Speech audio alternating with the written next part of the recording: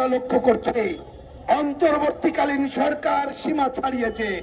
তিনি এমন অনেক কাজ করতে চাইছেন যা তার করণীয় না, যা দেশের জন্য ক্ষতিকর। একটা পার্লামেন্ট থাকলেও যতই দুর্বল হোক, ওই পার্লামেন্ট জনগণের অনুমতি না নিয়ে এই কাজের দিকে আগাতো না। ইউনূস সাহেব সেই কাজের দিকে আগাচ্ছেন। তাই তো আজকে মানুষের মধ্যে প্রশ্ন উঠেছে, ইউনূস সাহেব অন্তর্বর্তীকালীন সরকারের প্রধান হলেও উনি আমাদের এজেন্ডা বাস্তবায়ন করতে চান না অন্য কারোর এজেন্ডা বাস্তবায়ন করতে চান? আমি ইউনূস সাহেবকে বলি, এই প্রশ্নের উত্তর আপনাকে দিতে হবে। আমরা আজকের এই সভা থেকে পরিষ্কার ভাষায় বলি, বন্দর লিজ দেওয়া চলবে না, করিডোরের আলোচনা বন্ধ করেন। বরঞ্চ আমরা শুনতে চাই রোহিঙ্গারা কবে ফেরত যাবে, অনতিবিলম্বে সেই ব্যবস্থা করেন। আমরা জানতে চাই আরকান আর্মির সাথে আমাদের সম্পর্ক কি।